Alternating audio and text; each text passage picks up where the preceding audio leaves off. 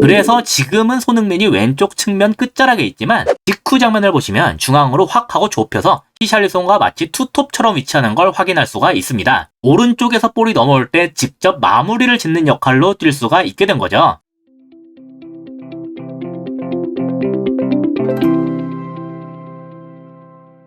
안녕하세요. 축구 보는 기자 축복입니다. 저번에 손흥민이 올린 2개의 도움 장면에 대해 다뤘었는데요. 이때 손흥민이 오랜만에 왼쪽 윙어로 나왔었죠. 경기 후에 포스테코글루 감독은 손흥민을 왼쪽으로 보내면 우리가 더 골을 많이 넣을 수 있을 거라고 생각했다 라면서 위치를 바꾼 이유에 대해 설명했는데요. 사실 지금 토트넘의 상황을 보면 손흥민이 왼쪽으로 이동하게 된 것은 필연적인 일이라고 할 수도 있었습니다. 그걸 위해 토트넘의 전술에 대해 간략하게 알아볼 필요가 있는데, 기본적으로 토트넘은 4-2-3-1 포메이션을 쓴다고 할 수 있는 팀이에요. 하지만 후방에서 볼이 돌 때는 이런 식으로 모습이 바뀌게 되는데요. 여기에서 주목해야 될 게 바로 이 선수들입니다. 지금 토트넘에서 뛸 수 있는 선수들 중에서 이 3명이 가장 위협적인 패스를 넣을 수 있는 선수들이거든요. 근데 보시다시피 지금 딱 봐도 좌우 밸런스가 맞지가 않는 상황이죠. 오른쪽은 뒤에 패스가 괜찮은 선수들이 둘이나 있는데 왼쪽은 딸랑 손흥민 하나밖에 없습니다. 이건 원래라면 공격형 미드필더로 나오던 메디슨이 없기 때문이에요. 이날은 대신해서 쿨루셉이 나왔는데, 냉정하게 말씀드려서 쿨루셉은 패스 선택 능력이 그렇게 좋은 편이라고 보긴 힘든 선수입니다. 다른 부분에선 분명히 보여주는 장점들이 있는데 패스를 선택하는 능력만큼은 단점에 가깝다고 할 수 있겠죠. 그리고 이게 손흥민이 왼쪽으로 갈 수밖에 없는 이유라고 할 수 있습니다. 이런 상황에서 만약에 손흥민까지 중앙으로 보내놓으면 그야말로 왼쪽에선 위협적인 패스가 나갈 구석이 완벽하게 사라지거든요. 메디슨이 저 위치에 있으면 메디슨이 왼쪽에서 풀어줄 수가 있으니까 오히려 손흥민이 중앙에 있는 편이 공격을 하기에 좋지만, 왼쪽에 메디슨이 없는 이상 손흥민이라도 측면에 관여를 해야 되는 겁니다. 그리고 실제로 측면에서 엄청나게 좋은 패스들을 많이 보여줬죠. 지금은 뒤에서부터 한 번에 넘어온 패스를 받은 상황인데요. 손흥민이 내려와서 볼을 잡으니까 전술적 마크맨인 트리피어도 같이 따라 올라온 걸 확인할 수가 있습니다. 그래서 상대적으로 중앙에 있던 우도기가 바로 그 뒷공간을 향해 침투하고 있는 건데요. 문제는 트리피어도 그걸 알고 있기 때문에 우도기한테 갈 수 있는 패스길을 막는 루트에 있다는 것이었어요. 동시에 다른 옵션이 될 수 있는 쿨루셉도 마찬가지로 상대가 그 패스길을 막는 루트에 위치하는 중이죠. 근데 여기에서 손흥민의 플레이가 상당히 놀라웠는데, 살짝 아래로 가면서 그 둘을 자기 쪽으로 끌어들인 다음에 그 틈새로 패스를 찔러서 이걸 쿨루셉한테 넘겼기 때문입니다. 만약에 이 패스가 부정확해서 끊겼다면 토트넘은 쿨루셉과 우도기가 죄다 앞으로 나간 상황에서 역습을 당하게 됐겠죠. 하지만 손흥민은 과감하게도 이걸 시도했어요.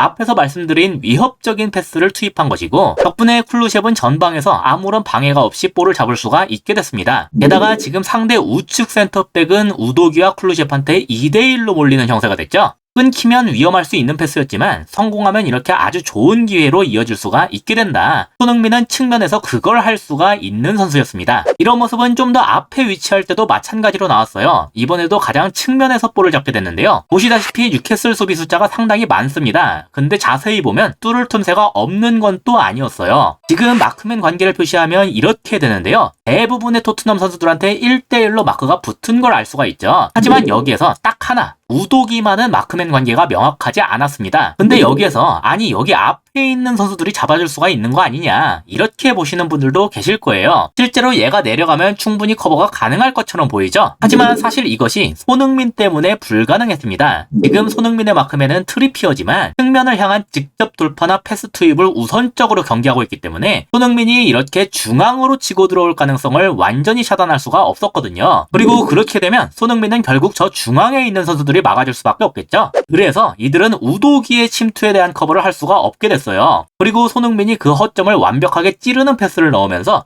순식간에 굉장히 결정적인 기회를 만들 수가 있게 됐죠. 지금 부랴부랴 히샬리송을 잡고 있던 선수가 우도기한테 붙었지만 당연히 이러니까 이번엔 히샬리송이 노마크 상태가 됐습니다. 그래서 우도기가 이걸 원터치로 뒤로 빼내면서 히샬리송한테 연결을 시켰는데, 안타깝게도 이게 살짝 히샬리송의 뒤로 빠지면서 상대 수비가 붙을 수가 있게 됐습니다. 하지만 사실 그럼에도 아직까진 괜찮았는데 1년의 과정을 거치면서 반대편에 있는 선수들한텐 여전히 공간이 있었거든요. 그래서 히샬리송이 여기로 넘겼다면 좋았겠지만 이 장면에서 히샬리송이 약간 무리하게 본인이 처리하면서 끝내 그 기회를 살려내진 못했습니다. 하지만 손흥민의 날카로운 패스 하나가 만들어낸 이 상황이 뉴캐슬 입장에서 얼마나 위협적이었는지는 충분히 확인할 수가 있었죠. 다만 이 경우에 한 가지 의문이 남는 지점이 생깁니다. 손흥민의 그러한 장점을 적극적으로 활용하려고 했다면 아예 이번에 쿨루셉 대신에 공미 자리로 들어가는 게 더 낫지 않겠냐는 건데요. 실제로 전개에 도움을 주려면 저 위치가 더 어울리겠죠? 근데 그럼에도 손흥민을 굳이 더 높은 윙어에 뒀는데 여기엔 아무래도 여러 가지 이유가 복합적으로 작용한 것 같아요. 먼저 이 윙어는 상대의 측면 수비수와 1대1 대결을 많이 하게 되기 때문에 거기에서 개인 능력으로 이겨내고 볼을 투입하는 능력이 요구되는데요. 안타깝게도 토트넘에서 이런 능력을 갖춘 윙어가 현재 없습니다. 브라이언 힐도 이 자리에 기용을 해봤는데 합격점을 받질 못했죠. 둘째로 손흥민이 직전 경기에서 등 부상을 당했던 것도 영향이 있을 가능성이 있어요. 측면은 기본적으로 상대로부터 압박을 덜 받기 때문에 중앙에 있는 것보다 몸으로 부딪히는 상황을 덜 맞이합니다. 손흥민이 당장 뉴캐슬전에 출전을 할 수 있느냐조차 확실하지 않았었기 때문에 측면으로 빠지는 것은 그의 몸 상태를 고려했을 때 괜찮은 선택이라고 할 수 있었죠. 실제로 저 공격형 미드필더 자리에 있는 선수는 아무래도 후방과 전방을 오가는 폭이 넓기 때문에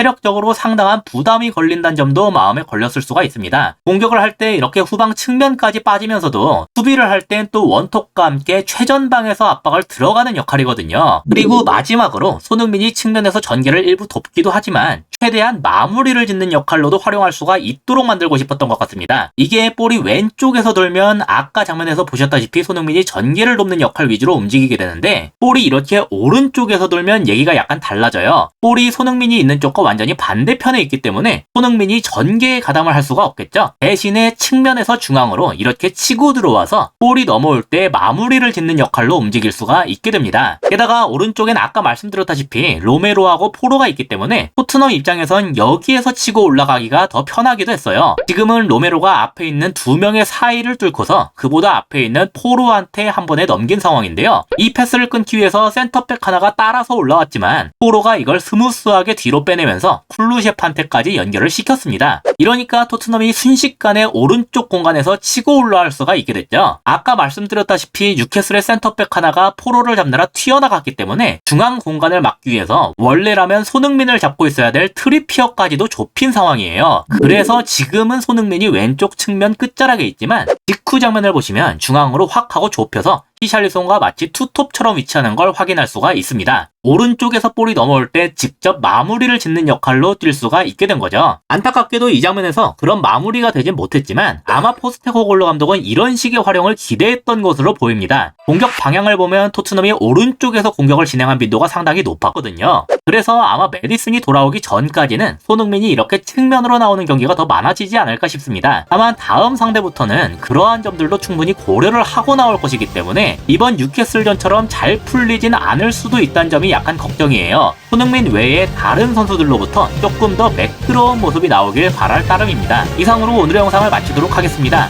시청해주셔서 감사합니다.